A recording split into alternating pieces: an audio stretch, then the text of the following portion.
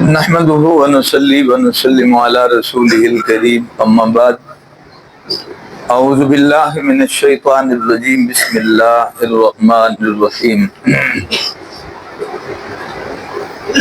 قل هذه سبيلي ادعو الى الله على بصيرة انا ومن اتبعني قال النبي صلى الله عليه وسلم اصحابي كالنجوم فبأيهم اقتديتم اهتديتم او کما قال رسول اللہ صلی اللہ علیہ وسلم۔ آپ تھوڑی دیر توجہ کر لیں، بڑی مختصر سی بات ہے۔ نبی کریم صلی اللہ علیہ وسلم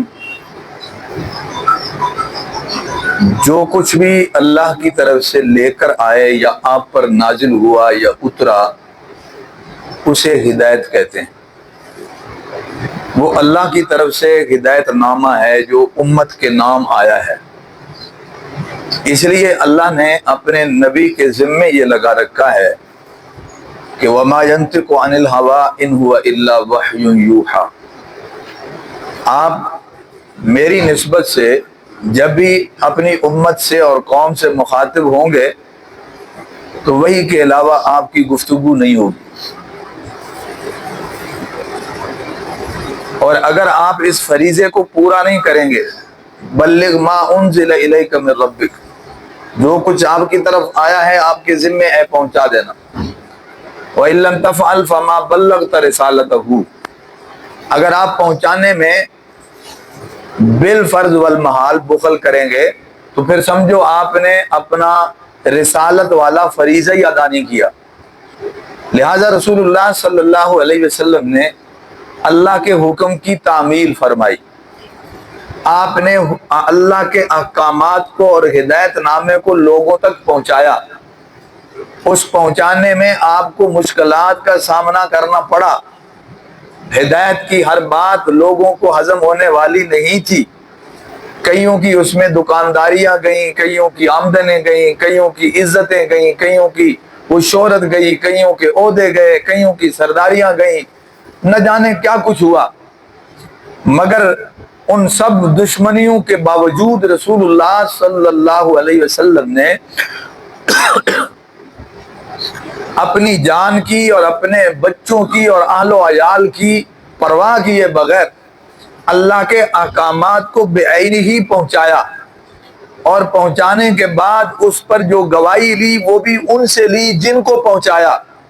جب آپ حجۃ الوداع کے موقع پر مکے میں موجود ہیں تو آپ صلی اللہ علیہ وسلم نے اپنے دور کے ان مخاطبین سے پوچھا، جن سے آپ مخاطب تھے ان سے پوچھا، کیا میں نے اللہ کا پیغام پہنچا دیا، یہ ہدایت نامہ پہنچا دیا؟ تو انہوں نے کہا اللہ کے رسول آپ نے پہنچانے کا حق ادا کر دیا۔ ظاہر ہے سب سے بڑی گواہی تو وہی دے سکتے ہیں جن کو پہنچا ہے، وہ تسلیم کر رہے ہیں کہ جی ہم تک اللہ کا حکم پہنچ گیا، ہم تک ہدایت نامہ پہنچ گیا۔ لہذا رسول اللہ صلی اللہ علیہ وسلم کی ذات دو ہدایت کا مرکز، ہدایت کا منبع، آپ جو پڑھ کے سنا رہے ہیں وہ بھی ہدایت، آپ جو تشریح کر کے سنا رہے ہیں وہ بھی ہدایت، آپ جو عمل کر کے دکھا رہے ہیں وہ بھی کیا ہے؟ ہدایت، ہدایت ہی ہدایت ہے۔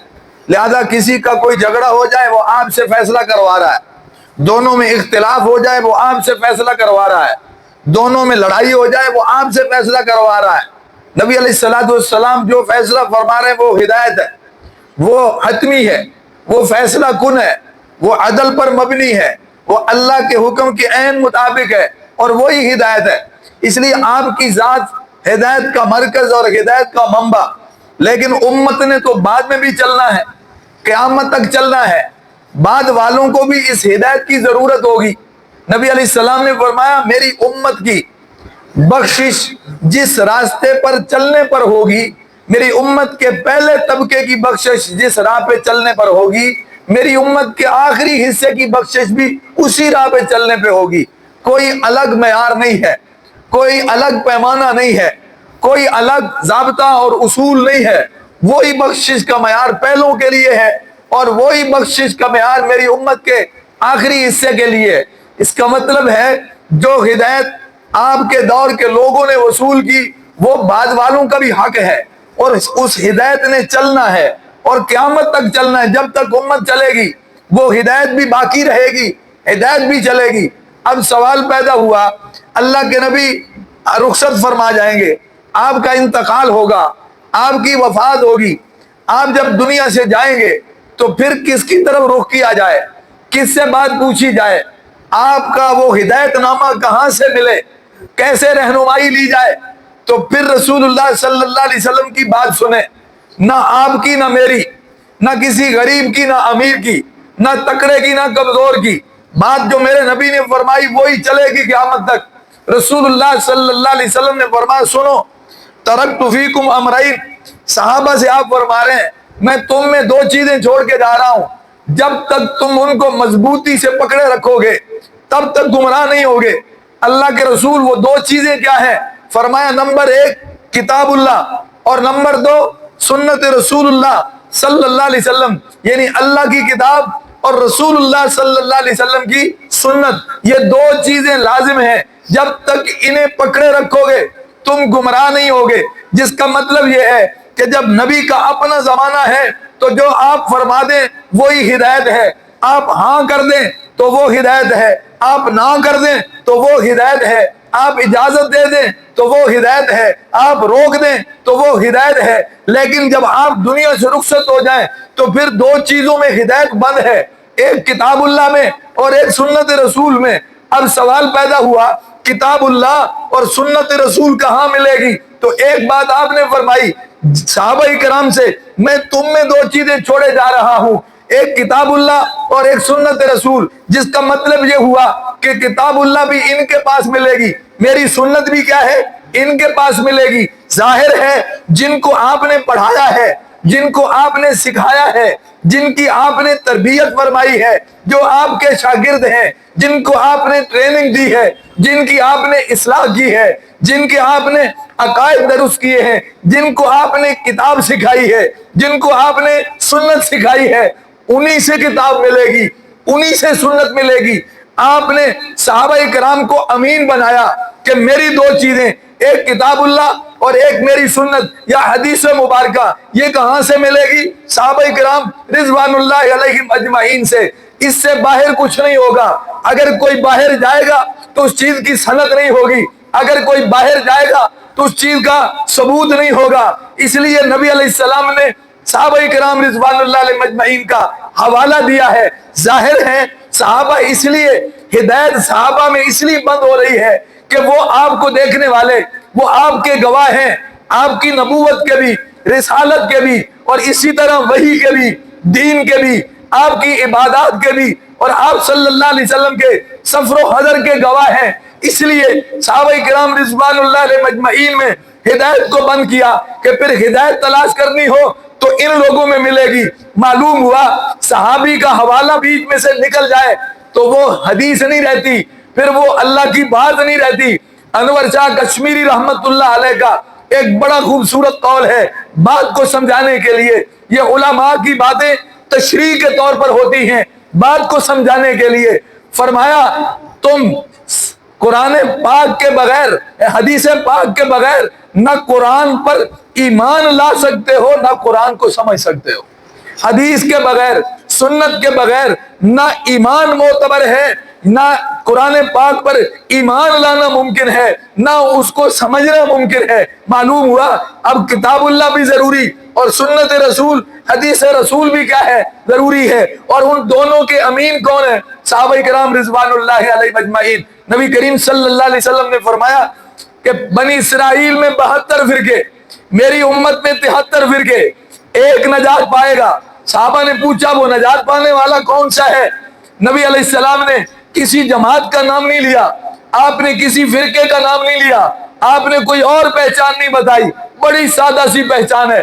نبی علیہ السلام نے فرمایا ما انا علیہ و اصحابی, جس پر میں اور میرے صحابہ ہیں وہ طبقہ نجات پائے گا. یعنی 73 فرقوں میں نجات پانے والے وہ ہوں گے کہ جو نبی علیہ السلام اور صحابہ کرام کے راستے پر چلیں گے. اس لیے کہ صحابہ نبی سے جدا نہیں ہے, صحابہ نے آپ سے دین کو سمجھا, صحابہ نے آپ سے دین کو وصول کیا, وہ آپ کے قدم قدم پہ چلنے والے, آپ کی اتباع کرنے والے, پیروی کرنے والے، آپ کی تعلیم کے مطابق زندگی گزارنے والے۔ لہذا اللہ کے نبی بتلانا یہ چاہ رہے ہیں کہ اب تو میں ہوں، میرے بعد کون ہوں گے؟